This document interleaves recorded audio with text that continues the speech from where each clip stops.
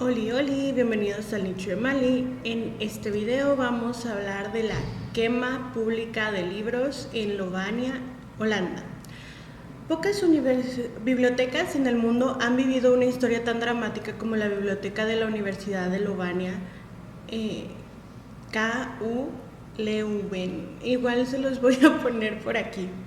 Fundada tan solo unos años después de la fundación de la universidad en 1425, recopiló libros y manuscritos raros a lo largo de los siglos, para luego perderlos en manos de Francia tras la Revolución Francesa, pero lo peor estaba por venir durante las dos guerras mundiales de 1914 y 1940. Como paréntesis, ya ha habido quema antes, no específicamente de esa, ya que pues esta es como que la más famosa, sino otras bibliotecas. También entre las más sonadas es la biblioteca de Alejandría, que esa la quemaron varias veces. Y en estas quemas obviamente se pierden un montón de documentos, un montón de información que no sabemos si revolucionaría el mundo o no. Con ese conocimiento, pero sí se sabe, se tiene constancia de que muchísimas cosas se perdieron, que sí es una gran pérdida para la humanidad, pero no sabemos si es como que ese salto a algo más. Entonces, creo que es importante mencionarlo, ahorita sigo con esto, porque refiere a la censura. El tema de la censura lo voy a abordar más adelante de nuevo, cuando hable de Martín Lutero y sus 95 tesis. De nuevo no voy a leer las tesis, creo que ese se presta para otro video, pero por lo pronto es este edificio, esto tan sonado, que como aquí bien lo menciona, en las guerras mundiales pasó porque necesitamos que el pueblo sea ignorante, porque si el pueblo es ignorante, ¿cómo va a tener conciencia de que estamos abusando de él, de que estamos violentando sus derechos, entre otras tantas cosas que se nos pueden venir a la mente, que si a ustedes se les ocurre algo lo pueden dejar aquí en los comentarios? Por lo pronto, el edificio original de la biblioteca universitaria se ubica desde 1636 en la antigua Lonja de los Paños, actualmente el Salón Universitario. Durante la Primera Guerra Mundial, los soldados alemanes incendiaron el edificio y sus valiosas colecciones. Tras la guerra, con apoyo estadounidense, se construyó una nueva biblioteca con campanario de mayor magnificencia que prácticamente se convirtió en un monumento conmemorativo de la guerra. Y es que esa es otra. Como ahí se guardan tantas memorias, podemos recurrir ahí para hablar, para conocer de este mundo anterior, de cómo eran las cosas antes de. Y es importante porque los que saben un poco más de historia, de filosofía, de literatura, entienden esta parte de que por algo se necesita llevar un registro para dar a conocer todo este tipo de situaciones y las que se van quedando en el pasado, tanto si han evolucionado, si hemos mejorado como sociedad, si se abolieron totalmente, porque hay un montón de cosas. La biblioteca fue destruida de nuevo después de la invasión nazi de Bélgica en la siguiente guerra mundial y reconstruida ladrillo a ladrillo después de la guerra como muestra de la resiliencia y el espíritu de Lovaina. Hoy en día la biblioteca es una biblioteca de humanidades modernas, la principal de un complejo de 24 bibliotecas universitarias y centros de aprendizaje que atrae tanto a estudiantes como a turistas. La dramática historia comenzó entre 1795 y 1797, cuando miles de libros fueron confiscados y llevados a Francia. A diferencia de Gran Beguinaje, también se los pongo aquí, Beguinaje de Lovaina, una especie de retiro religioso para mujeres que se disolvió tras la Revolución Francesa. La biblioteca no era una institución religiosa, sino que pertenecía a una universidad católica clausurada por los revolucionarios franceses. Y creo que este tema también lo voy a abordar como que en otro video, porque la Revolución Francesa también significó un antes y un después en la historia. Muchos lo llaman el inicio de la Edad Moderna. muchos imperios cayeron, otros nuevos nacieron, entonces sí se habla de demasiadas cosas. Se supone que las cosas iban a cambiar, pero los más doctos sabrán que no, porque después vino el Imperio Napoleónico, que en sí no cambió tantas cosas. Se puede hablar entonces de este deseo de un solo linaje, de unificación en una misma corona, y no precisamente una corona, así sea un presidente, un sacerdote, se puede hablar de una colonización. A lo mejor ya entraría en otro tipo de cosas, pero creo que se explica más o menos por dónde va el asunto.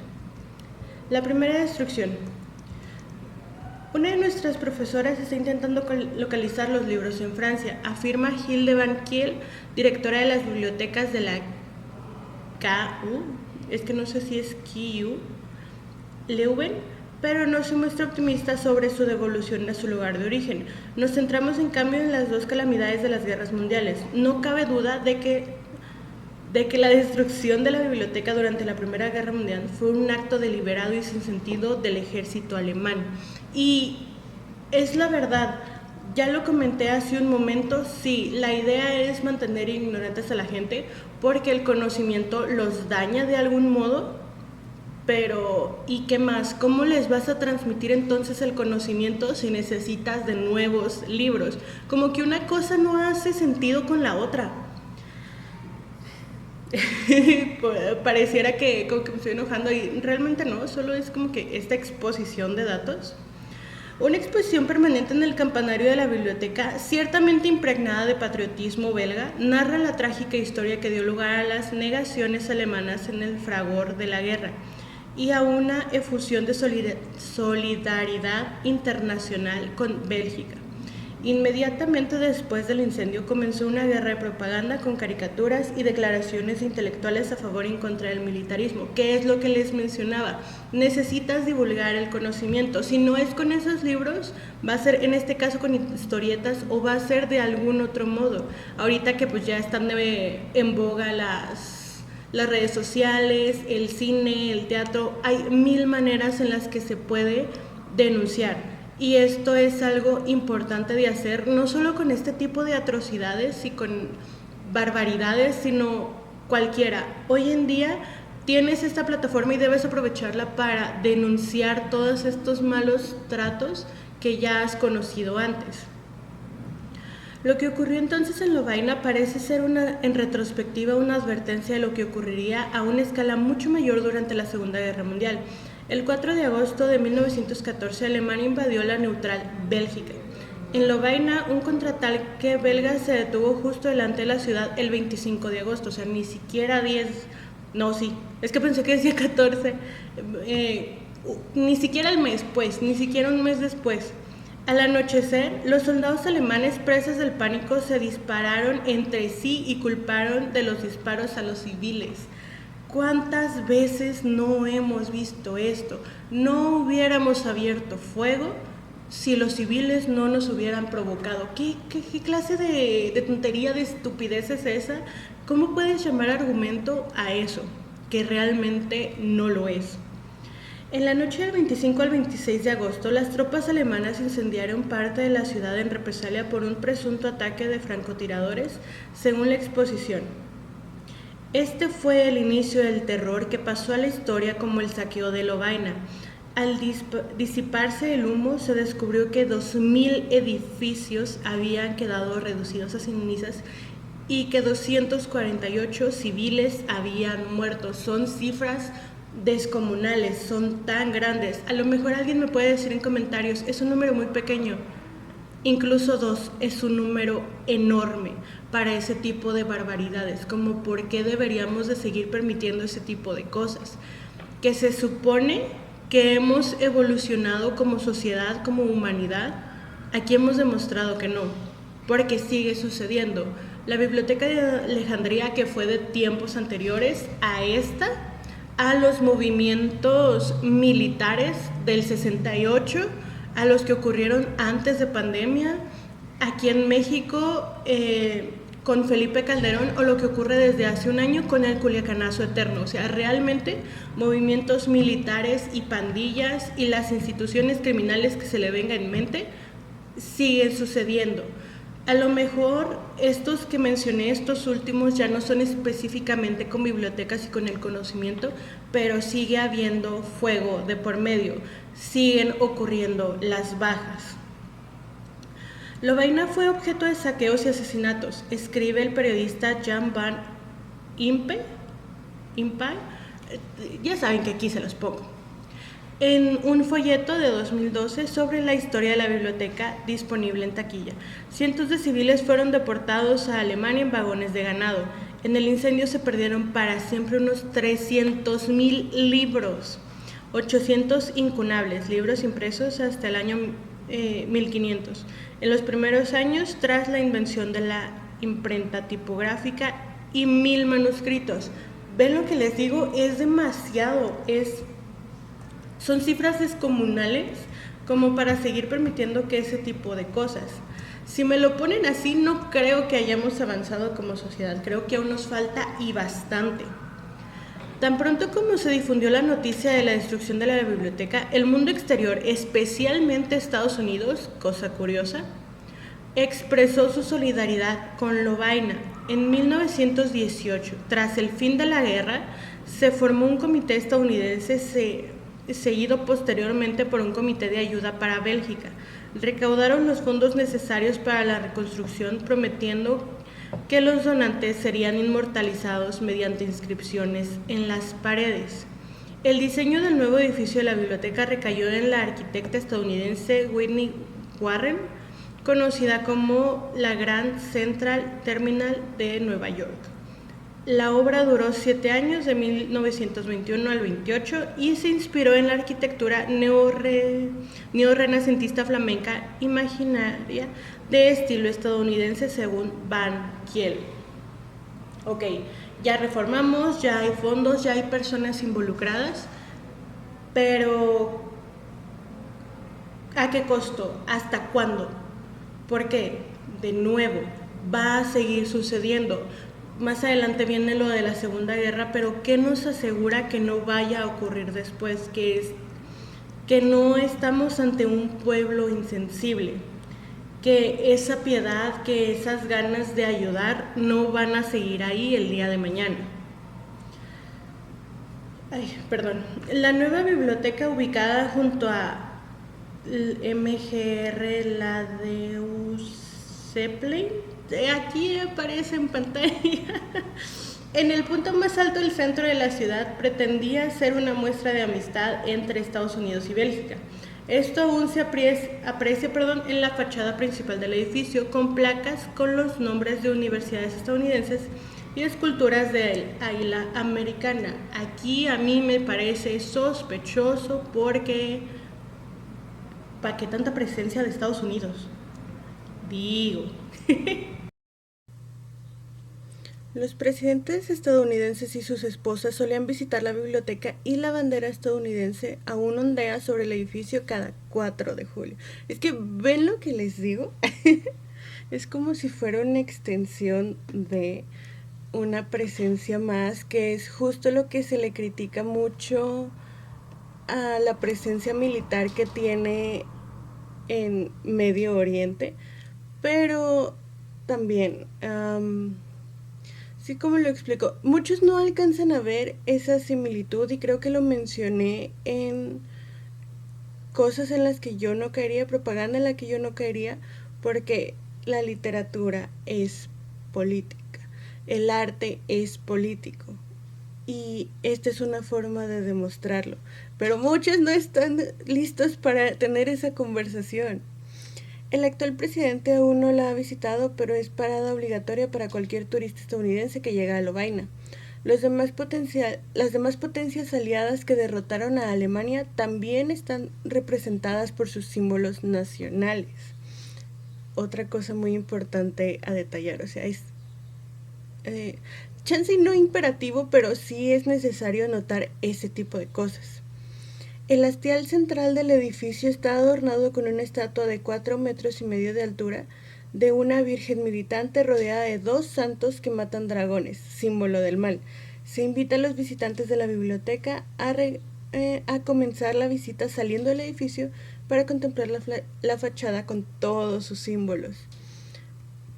Creo que no lo he mencionado así como que en ninguno de mis videos sobre la simbología, sobre la importancia de... Tengo un libro que usábamos en literatura en la carrera. Lo voy a buscar para hacer como que una comparativa, chance y con una película para que sea más sencillo, pero sí voy a buscar un texto para analizarlo desde esta perspectiva y darles como que más herramientas, como que más visibilidad de cómo otras formas podemos interpretar el texto, no nada más me gustó por esto, por esto y por esto, no me gustó por esto, por esto, por esto, no se alinea con mis valores, cosas por el estilo. Creo que podemos ir más allá. Ahora entra la destrucción y reconstrucción, la segunda vez. El edificio actual no es el original, reconstruido tras la Primera Guerra Mundial. Tras adquirir más de 900,000 volúmenes, la biblioteca sufrió un nuevo desastre a mediados de mayo de 1940, tan solo unos días después de la invasión de Bélgica por la Alemania nazi. De nuevo, la biblioteca quedó completamente destruida por un incendio y solo 15,000 volúmenes sobrevivieron al desastre. O sea, se imaginan una nada en comparación con lo que había. Se perdió demasiado conocimiento, aunque pudieran recuperar volúmenes, reconstruirlos, aunque otras instituciones vuelvan a donarlos, ya no sería lo mismo. Se perderían tantas cosas de una edición a otra. Jan van Impe escribe que la causa del segundo incendio sigue siendo motivo de controversia hasta la fecha. Sospechoso. Podría haber sido bombardeado por error por los aliados o destruido deliberadamente por los nazis, quien lo consideraban un monumento anti-alemán. ¿Really? De verdad es sospechoso, o sea, yo solo veo el mismo motivo. Alemania. Pero igual podría parecer que estoy como que echándole todo a Alemania cuando sucedió en la historia, no es como que yo esté sesgada, hay registros históricos de qué pasó. Las reapariciones comenzaron en cuanto Bélgica fue liberada en 1944 y dieron como resultado un nuevo edificio inspirado en el antiguo. La sala de lectura principal, repleta de estudiantes y abierta al público, mide 44 metros de largo y 13 metros de ancho, con 2 salas de lectura más pequeñas a la izquierda y a la derecha. La sala quedó completamente destruida en 1940, a excepción de las sillas originales de roble americano, y tuvo que ser restaurada. Hilde van Kiel nos mostró una exposición de libros quemados, un recordatorio de los incendios que destruyeron la biblioteca en 2 ocasiones. Voy a ponerle imágenes de la página de donde saqué esta información, y si encuentro más como que de la época, fotografías tomadas en aquellos tiempos, como para que se refleje todo, no nada más una parte. Me vienen a la mente las palabras del poeta alemán Heinrich Heine: donde han quemado libros, terminarán quemando seres humanos. Anótala, Mario Hugo. Esta frase me gusta y la vamos a retomar cuando se abra por fin la sección. Es que estoy buscando personas de diferentes ámbitos para abrir esta sección. Yo que soy literata, y buscar a otros profesionistas, a gente de otras carreras, para que vean porque sí, la literatura es política. No solo que se los diga a alguien que estudió letras, sino a alguien fuera de mi ámbito. Entonces voy a retomar eso, tal vez sea como que el lema de esa sección. Vamos viendo, aún estoy trabajando en ella. Durante la Edad Media, la Iglesia Católica fue uno de los principales agentes de censura, restringiendo la lectura de cientos de textos que se consideraban herejes o que pudieran poner en duda su autoridad. Más adelante, durante la Ilustración, la censura se utilizó con fines políticos, ya que los monarcas usaron esta técnica para restringir la difusión de las ideas que pudieran poner en peligro su poder. También, por eso para muchos la ilustración fue un antes y un después, porque eh, en palabras llanas como se usa normalmente, cuando alguien dice ilústrame, o sea, ilumíname, hazme entender eso que me estás queriendo decir.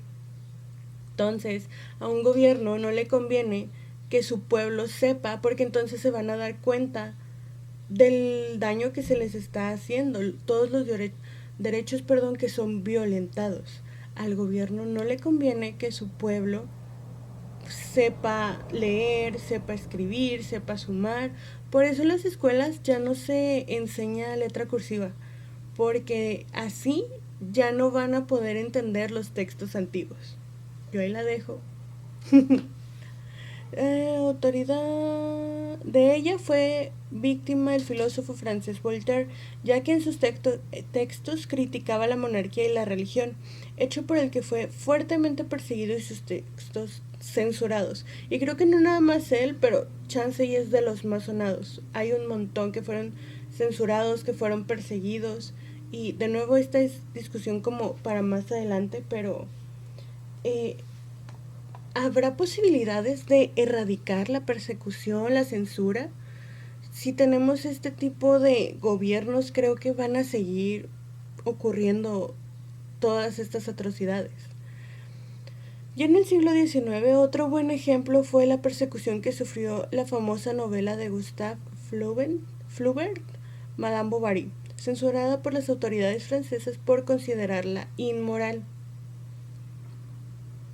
En la carrera mencionamos, no tiene nada que ver, pero me acordé, en la carrera mencionamos que Madame Bovary era como el Quijote. Voy a leer los dos y les traigo ese ensayo a ver si sí. Ya en el siglo XX, el régimen nazi en Alemania llevó a cabo uno de sus casos de censura más destacados y conocidos de la historia, pues durante ese periodo las autoridades nazis censuraron y quemaron libros cuyos autores eran considerados inapropiados, como los libros de judíos o todas aquellas obras que promovían ideologías políticas diferentes a la vigente. Que es pues justo lo que les mencionaba de piensas diferente a mí, eres un problema. Hablas diferente a mí y yo ya te tengo que erradicar porque vas a propagar esa semilla, ese pensamiento que va a germinar, quieras o no, tarde o temprano va a germinar y ese pensamiento va a prevalecer más allá y va a ser muchísimo más complicado detener su avance. Ay, me acuerdo de una frase de los Juegos del Hambre, pero se me está yendo. Es la clásica, es esta famosa donde Katniss está dando sus prompts en el... creo que es en el 8 en donde le habla a las cámaras después del bombardeo y es como de si nosotros ardemos usted arderá con nosotros, porque es la verdad, una vez que el pueblo abra los ojos, ¿qué lo va a detener para hacerte pagar las consecuencias de tus actos? No muy lejos lo que pasó en Nepal, que es como que lo más reciente, todas estas protestas que están sucediendo en Francia, en Inglaterra, aquí en México, y es algo que se va a seguir repitiendo hasta que no logremos parar todas estas barbaridades, todas estas injusticias. Por otro buen ejemplo de un episodio de censura muy polémico fue la campaña contra los cómics de crímenes y terror que llegó al Senado de los Estados Unidos en los años 50 del siglo XX. Yo no sabía de esta. Que trajo consigo la censura de este tipo de libros por casi más de 3 décadas, alegando que los cómics aumentaban la delincuencia juvenil. No mames. O sea, sí me lo veía venir, pero yo no sabía exactamente de esta que les acabo de mencionar, porque hablando de historia, de contexto actual, aquí en México el presidente de la nación le puso el impuesto a los videojuegos, del 8% si no estoy mal. Y si tu empresa no me dices qué tan violento es tu videojuego, así sea el 1%, yo puedo asumir que no lo tiene, entonces que como era, que si tú no me especificas cuánto tiene, yo puedo asumir que entonces es el 70% del videojuego y yo le puedo poner ese 8% de impuestos.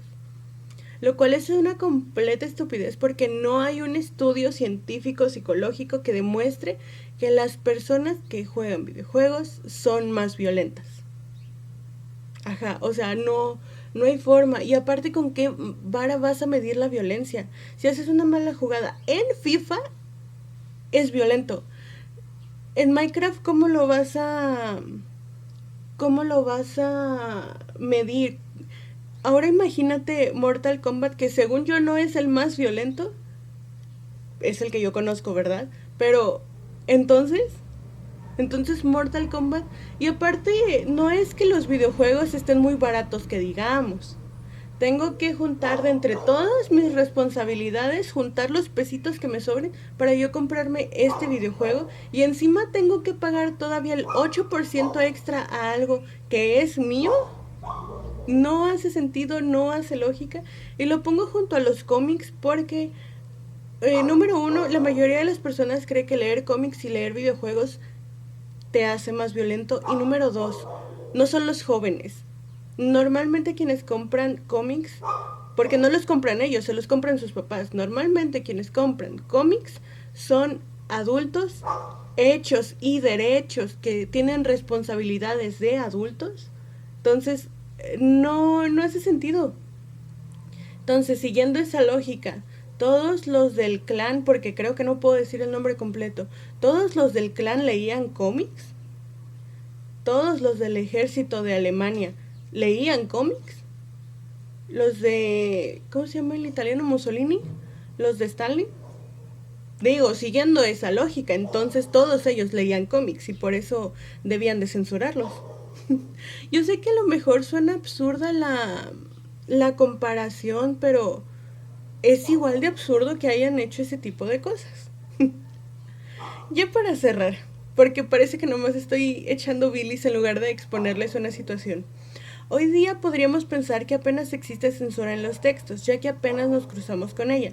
Sin embargo, en algunas partes del mundo la censura sigue siendo una herramienta utilizada por los gobiernos cada día para controlar la información y limitar la libertad de expresión.